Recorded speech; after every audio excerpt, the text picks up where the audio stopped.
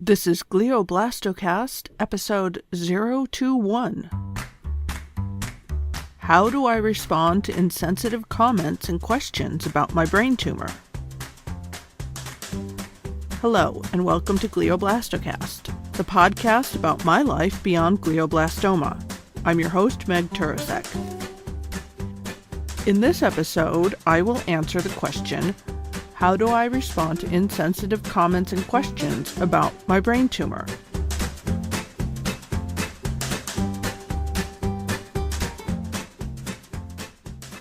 I've talked before about disappearing friends and family.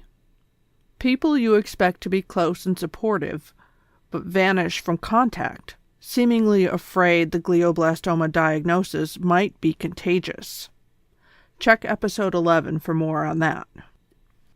But how do I deal with people who make insensitive comments? The kinds of things that come from, ignorance, or just not knowing. Glioblastoma is not so widely understood by the general public. So when people see me walking around town, going grocery shopping, it's a bit of a disconnect. They see me as a normally functioning person, but they know I had a brain tumor and it's not what they expect. Some days are good, but the next day can find me parked on the sofa, napping all day. This journey is confusing to others who don't know all the specifics, and there's a lot of curiosity. Humans are just naturally curious. So some people will ask questions or make comments that may seem, rude, or you may be asked the same basic questions or field repetitive comments over and over. That's why it's a good idea to have some prepared answers and updates. A few sentences that can get past the inquiring minds and move on with your day. Here's some idea for some responses.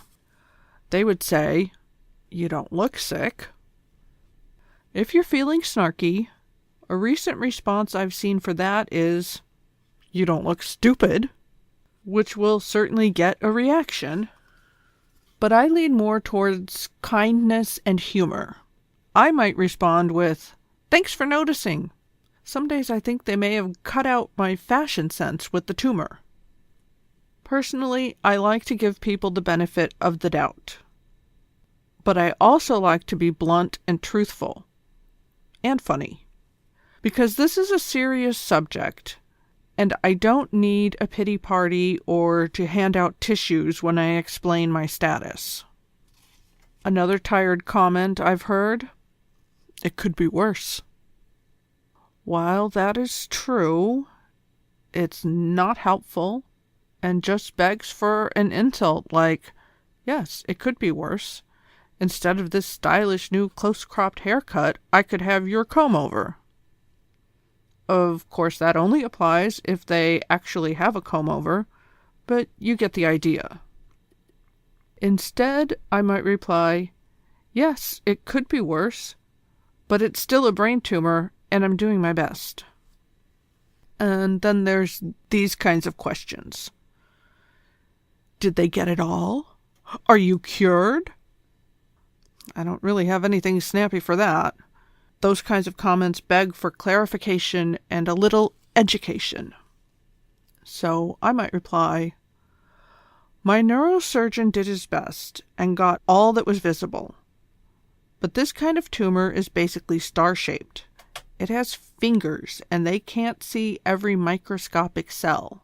So it is likely to regrow. And there's currently no cure. It's terminal." Essentially what I'm saying is it can help you to have some prepared answers that are short and specific as needed. Remember, generally people ask because they care.